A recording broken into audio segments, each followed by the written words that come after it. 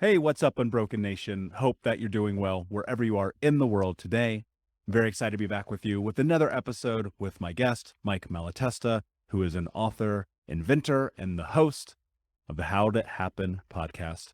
Mike, my friend, how are you today? What is happening in your world? I am I am unbelievable. Thank you so much for having me, Michael. I'm on the road. I'm in North Carolina. My youngest daughter is graduating from master's program at High Point University, and so we're excited to see her tomorrow. And yeah, really cool. So I'm doing great. It's amazing, man. Congratulations. For Thank you. those who don't know you, tell us a little bit about your backstory and how you got to where you are today. Sure. Yeah. I'll. So I identify as an entrepreneur, Michael. So I'll kind of go down that track, and then if you want to go somewhere else, we can go anywhere you'd like. Um, when I was 4 years old, my parents lived across the street from a construction company, and in the afternoons, in the summer times, I would sit on the curb outside of our house, and I would watch the guys bring their trucks back, their dump trucks and their low boys and their equipment and all of that, and I just was so, uh, just into that environment. I love the sound and the the the smells and the dust and the guys. I thought everything about it was really cool, and, as a 4-year-old, I didn't know what to make of that, I suppose, but I feel like there was an entrepreneurial seed planted in me on that curb when I was 4, and then, like a lot of things in life, it went dormant for a long time. Grade school, high school, and beginnings of college, I just wasn't thinking about starting a business or even, just other stuff got in the way. And when I was a junior in college, Michael, I got a job in the summertime driving a garbage truck in Philadelphia, which is where I'm originally from. And um, man, that just kind of like got me, back into trucks and back into this sort of idea of um, doing something cool with trucks in my life. And it also introduced me to, I think, the first entrepreneur that I really had ever met. I mean, my dad was like a side hustle guy, uh, cutting grass and doing stuff for old ladies around their house and stuff. Um, but this guy, Bill Eels was his name. I mean, he really had something amazing to me. I thought, this big trash company, and um, so I just got really enamored with the business, and I went to Bill and I asked him for career advice because I'd be graduating in a year or so, and I thought, well, maybe this is a career path for me. And he said to me, "Look, this is a family business. I really don't have any room for college graduates," but he steered me in the direction of bigger companies. He said, "I think you should go talk to the bigger companies, try to get a job as a salesperson or a management trainee." And I went back and I was like, "Okay, that makes sense." And so when it was the proper time near graduation, I started applying, and I got a job as a management trainee at a large trash company, and I loved it. And I was doing great. 2 weeks after college, I was driving to Detroit, Michigan, which was my first assignment, and after that, I moved, 4 different times to different states, always in my mind thinking whenever anybody asked me to do something, I would say yes. And the last move I made was to Milwaukee, Wisconsin, for a divisional vice president's job or a district manager, same thing they called it. And I was 25 when I got the assignment, and I was the youngest person in that role in the company, as far as I knew. And I was just on top of the world, and I just wanted to do the best job I could, and I thought I was doing a great job. And then on St. Patrick's Day, 1992, which was about 15 months after I'd arrived there, my boss called me and he said, "Hey, I want to come up and talk to you this afternoon." And I said, "Sure." he was in Chicago, so it's 2 hours away or so, and I said, "Sure, I'll be here." And he came up that afternoon, and he fired me. And I was I was I didn't I don't know if devastated, maybe that's too strong of a word, but I was hurt, let's put it that way, and I didn't know what to do. And, um, my first reaction was, I gotta get another job, and so I started applying for other jobs, and I did get another job, and and I thought, "Okay, well, here's my rebound," I got this other job, and I was there for 30 days, and I had to quit, Michael, because the person that I interviewed with, who was the entrepreneur, the guy running the business I really got along with. I thought, "This is gonna be great working for this guy," but it turned out that when I ended up there, when I got to work, I got assigned to, what I'll call his right-hand man, and his right-hand man didn't see me as someone helpful to the business. I think he saw me as a threat to the business, and he just made my life, um, not pleasant to be there. And the last straw was, I came to work and he had emptied all the we were working out of an office trailer. I mean, this wasn't fancy stuff or anything, but he had emptied all the file drawers and stuff all over the floor, and stuff was blowing outside the door, and he told me I had to go pick them all up, put them back. And I did it. I went and I picked them all up and I put it back, but then I called the guy who hired me, and I said, "Jimmy, I just can't do this anymore with this guy." And so by that time, I'd been fired and then quit within like 60 days, 2 jobs, and I felt like a real loser. Because at that time I was newly married as well, Michael, but I was placing a lot of my worth on what I could do at work. And a short time after that, a guy named Butch Weiss came along, and I knew Butch just a little bit because, like I said, I'd only been in the area 15 months, and Butch and I had worked together briefly, but I didn't know him. And he said to me, he had me over to his house, and he said, "You know what, Mike? If you ever have thoughts about or want to start a business, I would love to do something with you." And this was weird because, like as I mentioned, I didn't really know Butch, but beyond that, he was 15 years older than I was. He was a very hardworking man with 4 children, a house, a wife. I mean, he had obligations, and he had this conversation with me, and he was basically willing to roll the dice on a partnership with me. And I was, I guess I was dumbfounded by it at first, but then I was like, wow, well, maybe I do have something that's worth something, maybe somebody sees something in me that I wasn't seeing at the time for sure. And ironically, Butch spent almost most of his life on the family farm, and they had lost the farm probably 5 or 6 years, maybe a little bit longer before I had met him. And, I remembered back to when I was sitting on that curb when I had this notion that, I had this seed planted in me, and here comes this farmer that I barely knew who knew how to knew how to fertilize it or water it or nourish that seed or whatever, and it sprouted. And Butch and I became partners, and we started our first waste management company in 19 at the beginning or end of 1992 when I was 26. The thing that comes to mind in that is, we often have these ideas about who we're supposed to be, right? Mm, You're in this position, you're looking at life, you're going down this path of doing the thing that everyone says you're supposed to do. And then there's that moment. And what comes to mind is, when I was probably about the same age you made that decision of quitting, I was working for a Fortune 10 company, right? Which is improbable considering my background, right? right. No high school diploma, no college education. It's almost impossible. And yet there I was looking at life and going, I'm wearing fucking khakis. I hate this. And showing up every day for years. doing the things that everybody always told me to do. What what was going through your head in those moments where you're just like, I can't believe I'm doing this? Um,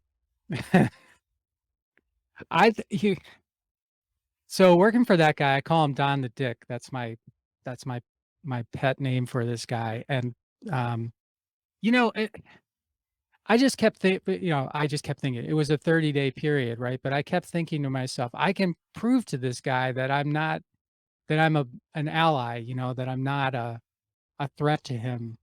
And I just it wasn't like I saw him as the problem, it was like I saw me as the problem for the first couple of weeks. Like, "What am I doing wrong? What am I" and then ultimately, I think he taught me one of the best lessons in life.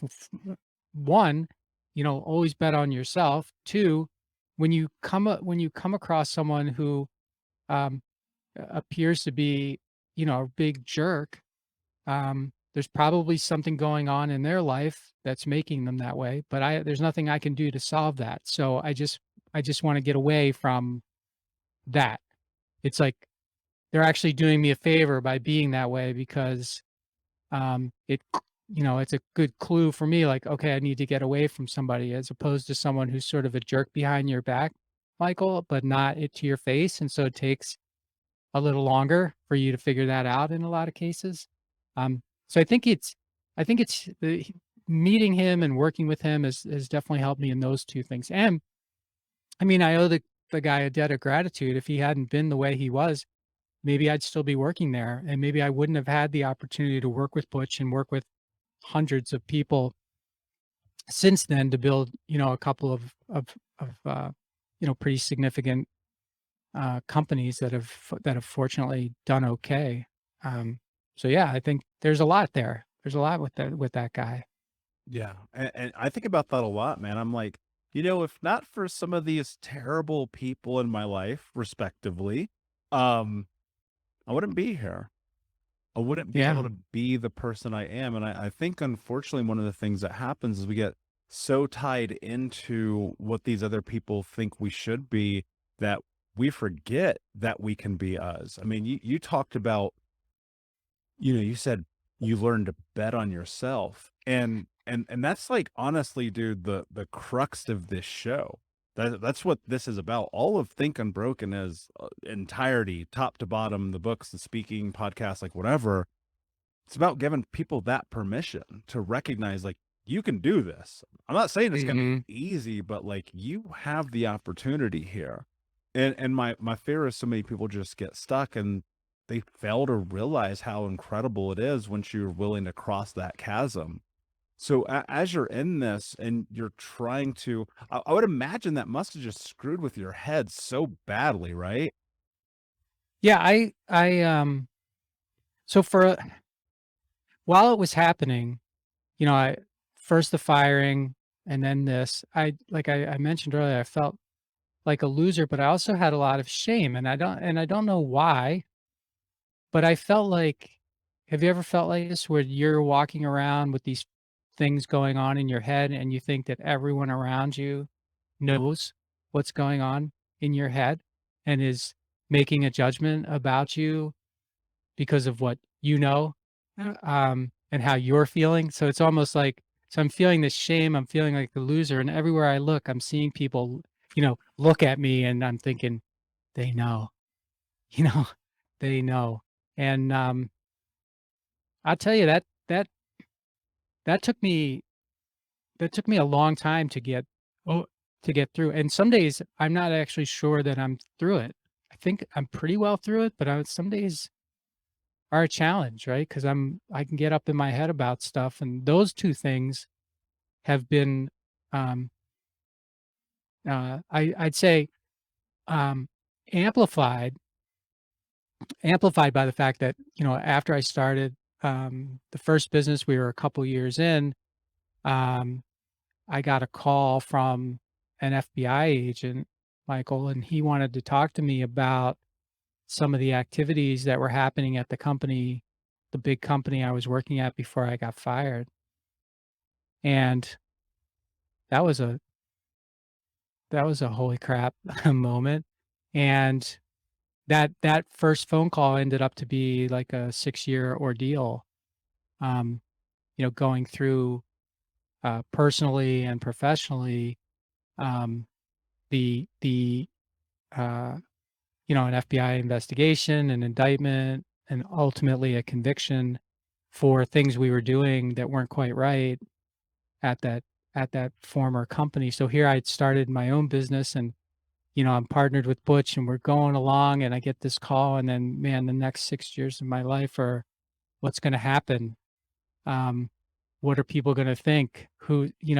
All of these things that had nothing to do with what was happening now, in the business. And it was just a very so I always had those things in the back of my mind. And again, as I said, I kind of always thought that whomever I ran into knew what was in my mind, and they were looking at me and going, shaking their heads sort of thing. So, um, Yeah, it's yeah, fascinating when you and my thought, being very deeply into this work and trying to figure out who I am and going through this whole process, it's like, dude, I don't know that there's a day that goes by where for a millisecond that idea about the past me doesn't pop up, right? That there yeah, isn't some sense of like the shame and the guilt and the judgment of self for the actions that I did, 15 fucking years ago. And it's like when I was a psycho and a monster.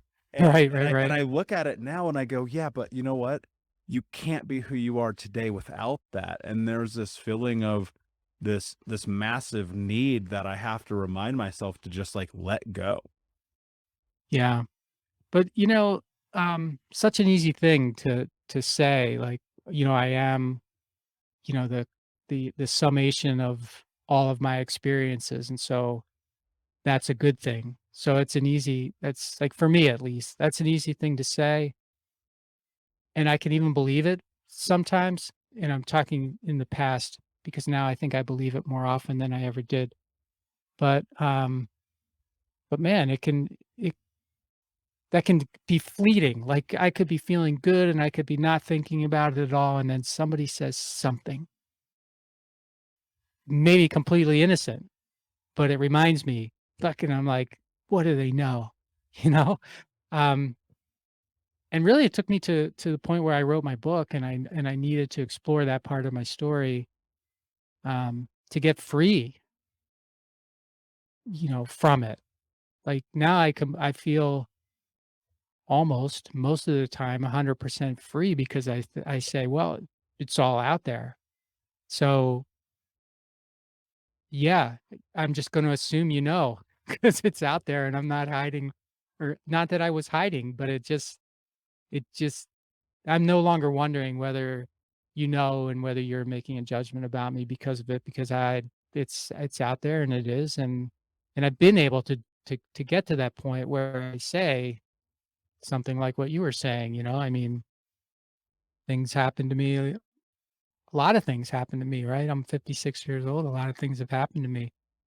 Some of them I would love to have on a billboard, and some of them I don't really wanna have on a billboard, but they're me, and there's lessons for me to learn from sharing them, and I think there's lessons for other people to learn from sharing them as well. Yeah, there's a lot of truth in that. One of the things that came to mind, I used to have this nightmare. It was this reoccurring nightmare that I was in this log cabin and I had to go to the grocery store with my mother. And then Freddy Krueger came, from Nightmare on Elm Yeah. Street and killed everyone except me. And I'm like screaming at the top of my lungs. And dude, this nightmare used to haunt me. I mean, I must have had it every single day for 15 years. Like it was crippling. And one day I'm watching this movie and to the life of me, I can't remember the name of the movie. It drives me crazy. And he goes, when you talk about your nightmares, they lose power. And I remember Mm. that being this really provocative moment of my life. This was probably 7 or 8 years ago. Um, and thinking to myself, huh, do you get your power back by speaking your truth? And part of it actually became a catalyst for like where I'm at today, was just recognizing like, wait a second, maybe I don't have to keep this in. Maybe I can share it. When you were in the process and you're like writing this book, you're going through this journey, you're sharing your truth, like, I recognize that for many people, and I include myself in this, there's a catharsis in that. There's a healing in that, but there's also a bit of terror in that, right? Oh my And, gosh. and Yeah. so talk about that journey, because I think it's really important. I think it's missed and like swept over in this space so often when we don't talk about what it was actually like. Well, yeah. Well, first thing I'll say is I didn't want to do it. Um, I could have, and I was on the path to I could have easily written a book that skipped all over that stuff. Like I have enough other things that people would have not missed it because they wouldn't have known it. But, but it was such a, it had, and that one particular experience had such a profound impact on me in a lot of different ways. Hey, Unbroken Nation, we'll be right back to the show, but I wanted to let you know that you can grab a copy of my first book, Think Unbroken: Understanding and Overcoming Childhood Trauma, for free. If you go to book.thinkunbroken.com, you can download the PDF ebook version of the book and get everything that I know about the baseline of healing trauma for free, downloaded to your email right now. Just go to book.thinkunbroken.com to download your copy of Think Unbroken: Understanding and Overcoming Childhood Trauma for a PDF for your phone. Again, that is book.thinkunbroken.com. That I didn't think, and I wanted to move past it, right? I wanted, like, in my mi I mean, in real life, I had moved past it for sure, but in my mind, I had not moved past it, and I wanted to move past it. And so, I actually, started down one path with the book that would have not included that, and I went down another, that did, and it was a very difficult decision, and I wondered, not just when I was writing the drafts for it, but, as we're getting closer and closer to, putting a lock on the book, whether I had made the right decision. And I didn't let anybody read it until the editor, um, read it, like my family, my wife. No, I didn't let anybody read it. This was just something that because I thought if they read it, they might tell me not to do it. And I, and I was already telling myself not to do it, so I thought, like, if someone else told me not to do it, I might not do it. And, what was interesting is when I did it with, when the editor did it, um, the feedback I got from her was, "Well, this is thing, but I think there's something more here." So she actually wanted me to go deeper and tell more of it than I was willing to tell. And not just with that story, but a few others, but with this one in particular that we're talking about. And I was frightened by that, but I did it, and I think it made it better, and it made me better too. Um, it's it's weird because as I'm talking to you, thinking about it, it's like, man, there were a lot of opportunities to take what I call the easy route and or the less painful route, or at least the seemingly less painful route. But I'm really happy that I went the way it did because, yeah, you said, if you talk about your nightmares, you take away their power or something like that. And that's when you said that, I was like, man, that's how I should talk about this because that is exactly what happened. I wanted that power to be taken away, and I wasn't strong enough to take it away without telling it, I guess. Yeah, that's an interesting thought. I don't I've sat and contemplated this a lot, right? Because I look at my life, obviously, my story, we've connected before, and everyone on this show knows my story. And it's like, the more I kept it secret, man, the more it was just burning down everything around me. In my first book, I wrote this line. I was like, it was like standing inside of a house that I had set on fire, Hmm. just constantly. And it wasn't until stepping into and just being like, man, fuck, all right, just do it. Right. It was like this weird, it was like this weird sensation of like standing on the edge of the diving board going, all right, I'm going to go in. I'm going to do this because if I don't know what else to do.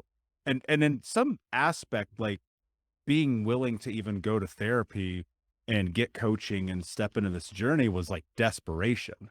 Cause like Mhm. I was like, what else do you do from this point? And I love what you said about not showing it to your family and not asking their opinion because like the truth is they probably would have told you not to do it. Right. I I think think that's a so. and I think that's a truth that we face so frequently in our lives is, the more people's who opinion come into our lives, the more it muddies the water. We lose clarity, we lose traction, we lose the ability to figure out who we are through I mean, unfortunately, like the truth about it is through the data we learn through making mistakes. And, you had to go through that to be where you are today. When you think about, that process and stepping into it, was it just writing the book that became cathartic for you, or were there other elements of this journey that helped, like, position you to step into where you are today?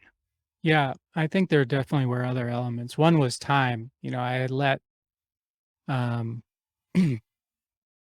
12, no, 12, 20 plus years of distance. You had mentioned 15, 20 plus years of distance between when I call it, finalized and when I wrote about it. Um, and as I mentioned, I struggled with it during that whole time, but I also, I think, came to um, feel like it less and less like it could really hurt me if I shared it. So that was one. Two, I had I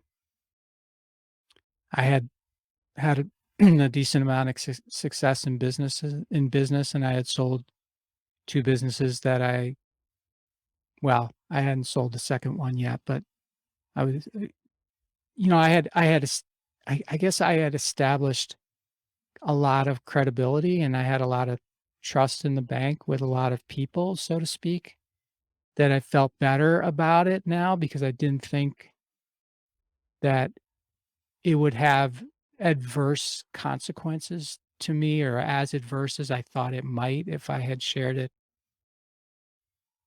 earlier.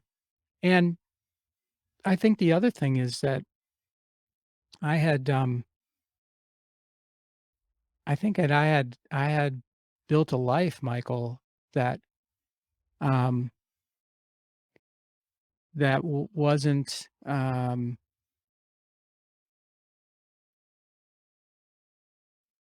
well, it wasn't demonstrative of what if you just read about, what me and the other people who were involved with me went through. I'd built a life that was sort of contrary to what you would have thought if you read that. In other words, I had been very intentional about being the person who I really am, and I think that made it a little easier to finally write about it too, because I thought people would understand, at least people who knew me, and people who didn't know me would probably understand because it's a story that's likely to be well understood, I guess, with all the context in the book and stuff. You talked about, like, building your life and having clarity on that, and, I think one of the areas people get most often stuck is being just trapped in that experience of, "This must be who I am because I made a mistake." Mhm. People get trapped so often and, "Man, my one fuck up, this is who I am forever." Yeah. How were you able to craft and create your life? Like, what did that look like? Did you sit down and just be like, "Okay, cool. I totally screwed up. Life's a freaking disaster. Let me see if I can fix this."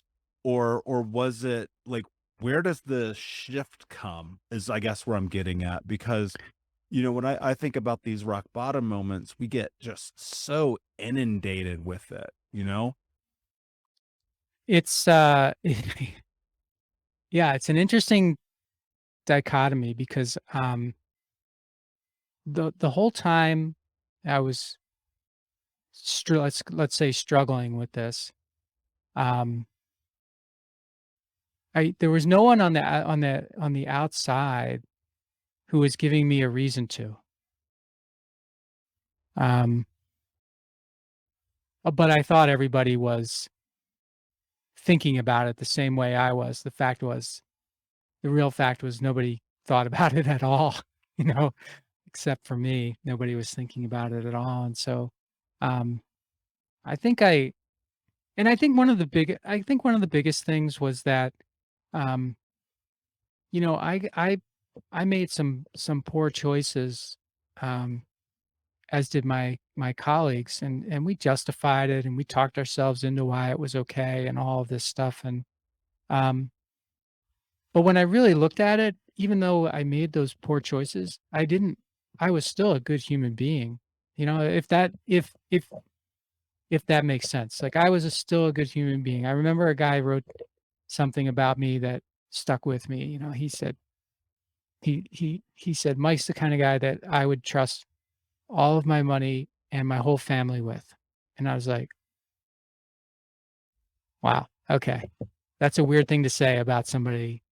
If you just look at sort of that one event in my life, Michael, right? That's a weird thing for somebody to say. But when he said that, I thought, okay, so I have been doing a lot of the right things. The real me, who I am, is shining through in a way that was maybe, um, questioning too much in my own head. Um, so yeah, I think, um, I mean, I guess I finally came to the point where I said, I think there's something to learn from this story as opposed to that, I have something to hide from this story, if that makes sense. Mhm. No, that actually resonates a ton with me.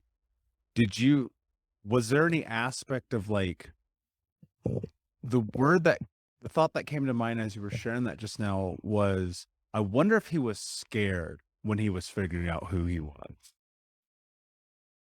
Me? Yeah. Yeah. Yeah, I was scared a lot. Yeah. I was scared about what people would think of me. And then, it's so weird because everybody that sort of knows anything now will say, don't care what people think of you. Do your own thing, march to your own drummer and all that stuff. And then, and really, I don't think many people can do that. I think people care what people think. Um, it's how you get past caring about what people think that I think is the power. Not caring at all about what somebody thinks. First of all, I think a lot of people who say that are probably, the most scared of what people think of them, but they're also maybe completely deaf toned to things they shouldn't be, because what other people think, um, it does have a bearing on you, and sometimes it has a good bearing. It's the matrix that you're able to put it through and continue to move forward that I think is the most important, and I had to develop that over a a pretty long period of time. But but I will say that I had this going on, but it wasn't like every day I was like crushed by it. That wasn't the case. I could go long periods of time and never think about it, but then there'd be that one thing like I'd read something or someone would say something or I would hear someone mention something and I would be like, "Oh crap." And then I was back down, wallowing in it for a period of time until I could, talk myself out of it or just have enough time pass between when I heard it. And then I was back, just doing my thing. So, um, but it was like a chronic, not acute thing most of the time. It would have acuteness every so often, and that would prolong the chronicness, I think, if that makes any sense. Yeah. No, it makes a lot of sense. And I think, like, I tell people all the time, I do not care what people think about me. But Mhm. that is filtered through this understanding that I've come to recognize about the only way I believe that that works is when you can go and look at yourself in the mirror and be okay with the choices you've made. And I think where people so often get caught up, and this is where I used to get caught up, because the only thing I ever cared about was what people thought about. Yeah. And when I discovered actually it's really about, what are your values? What are your personal boundaries? What's your personal mission and motto? And when you can kind of like congeal those things all together, it actually helps you put up this incredible filter. But I agree with you. I think there are a lot of people running around saying, I don't care about opinions of other people. And yet they're like burning their house down, i.e. me 12, 13 years ago. Yeah. Right. Um, yeah, that's a good point because you clearly you think about what people you respect think about you.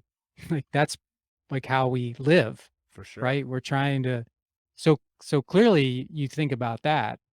If you think about nothing else, you definitely think about that. Like I've heard you talk about Grant Cardone and some others.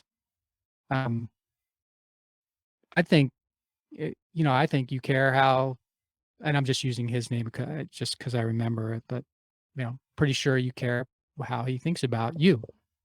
Um, your business partners, you care how they think about you. Your family, you care how your family thinks about you. Um, or at least you do if you're enlightened enough to know that you're imperfect. Right? And sometimes they're going to think things and share things about you that you don't see that are relevant and appropriate. Yeah, and you should shut up and listen when that happens, you Yeah. know? Yeah. And I think look, dude, I think you're spot on because, I care tremendously about the opinions of the people who I have invested my time, effort, energy, and money into, right? Strangers on the street who are like, I hate your tattoos or your nose ring or the gold chain you wear. I'm like, I could care fucking less. Does not Yeah. matter to me. I was at a Tony Robbins event when I had taken my little brothers back in November, and one of them pointed out something, followed, then proceeded by the partner I was with. And they were like, dude, you're like hovering over them. And I was like, holy fuck, you're right. Why? Well, because I had to protect them to the best of my ability as a kid. And I was like, oh shit, wait a second. They're like fucking 30 years old. They can take care of themselves.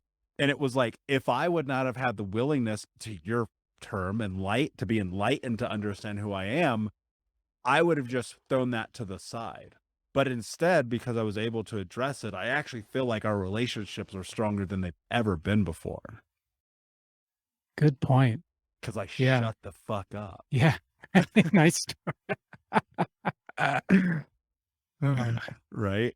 Mike, as you're going and you look at your life and you look at the transformation yeah. that you've been able to make, and really kind of the impact you've been able to have on people's lives, especially, where did this place of stepping into being of service to people come from? I think people don't truly understand how incredibly difficult something like having a podcast is, having hundreds of episodes, writing books. Mhm. There's this thing that we have to step into as creators. What's that journey like for you now that you're on the other side of this? It's weird. Um, my so this probably won't surprise you, but dealing with what I told you about before made me and I was always a shy, introverted, private person, and then dealing with working my way through those things made me even more so. Like I was I I feel like most of the time I was a wonderful team member, a good employer. I cared about people. I was able to inspire people to a mission. I did a lot of things that, or I did a lot of things. I think I had a good ability to connect with people, but I was only willing to share so much of me.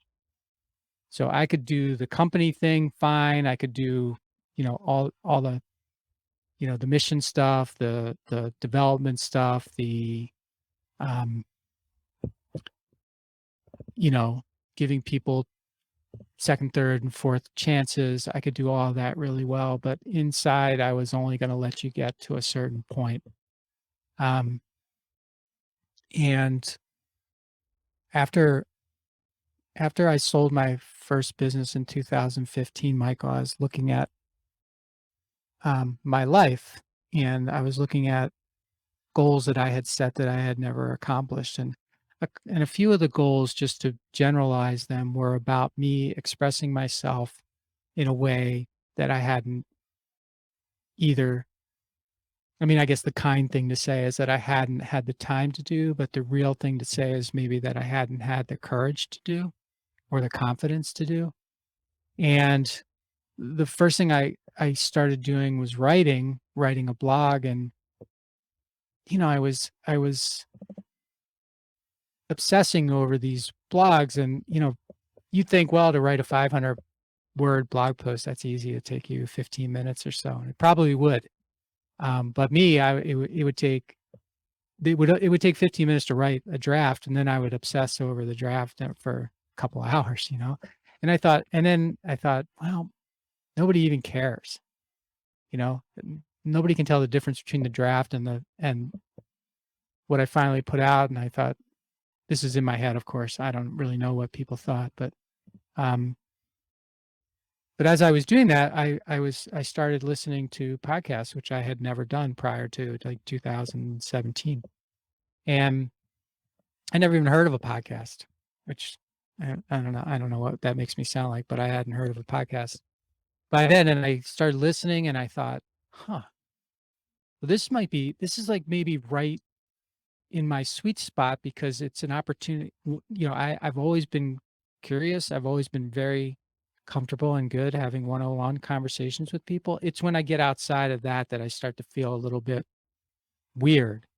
Now, I was still very private when I started the podcast, but I thought, well, that's okay, because I'm going to be exploring my curiosity with someone else. And so it doesn't really matter what I'm comfortable sharing.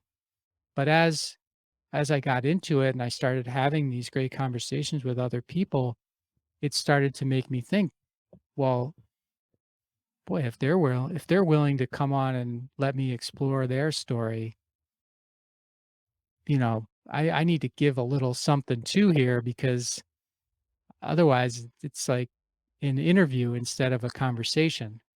And I do like I have conversations with people. I don't consider what I do to be an interview.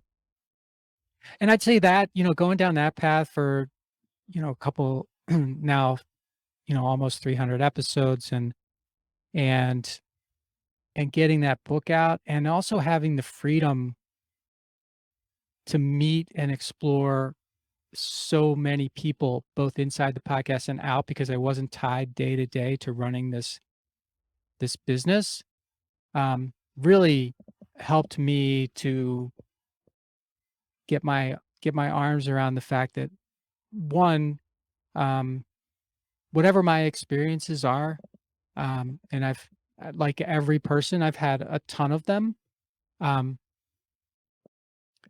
some of them could be helpful to other people, and why sit on all of that? Why, lock that sort of value up inside of me? Why not, why not share it? And then, um, ultimately, when s- wrote the book, that just, I don't know, it just sort of like tore down the dam at that point, where I was like, okay, I'm just gonna stop backing up stuff. I'm gonna take this sort of artificial wall out, and I'm just gonna let people know who I who I am. And not for me, not I guess, geez, I mean, that can come off like, who cares who you are, right? But not for me, but for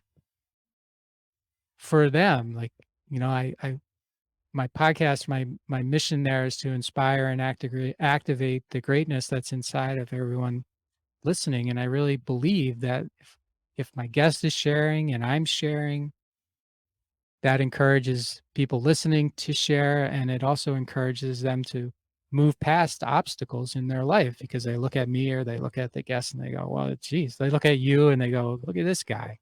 He had to steal water from his neighbor, right? I mean, uh, and look where he is now. If that kind of value and if that kind of sharing provides value to other people, then I'm going to do more of it. Now, if you just meet me somewhere, I'm not going to be like, "Do you have a half hour? Let me tell you all my." I don't do that.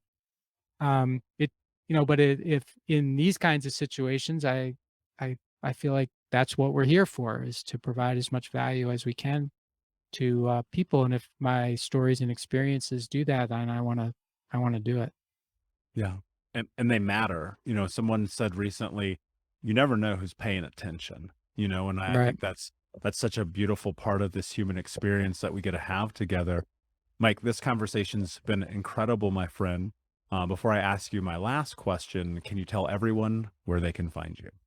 Yes. The best place to find me and everything about me, my podcast, my book, my coaching, just everything I do, my investing is at my website, which is my name, Mike Malatesta, Malatesta.com.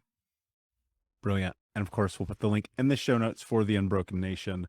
Mike, my friend, my last question for you. What does it mean to you to be unbroken? I love the question because to me, being unbroken means that I am a human being like everybody else. And um, I don't have something that I need to hide. And I also don't have something that makes me any better than anyone else. What I have is me, and what I can offer is me. And if that, so just having those two things makes me free. Like, I feel like I'm completely free. Um, and I'm also, by doing the work that I do, I'm hoping that I can free other people. And to me, being free is being unbroken. Brilliantly said, my friend. Thank you so much for being here. Unbroken Nation, thank you so much for listening. Please like, subscribe, comment, share, tell a friend. And until next time, my friends, be unbroken. I'll see ya. Thank you so much for listening to Think Unbroken. Please share this episode with someone who could use it and help us move forward in our mission of ending generational trauma in our lifetime. And if you would, please take 5 seconds to pop on iTunes or Spotify, hit that 5-star, leave a review, and you can also reach out to us on social at Michael Unbroken or at Think Unbroken.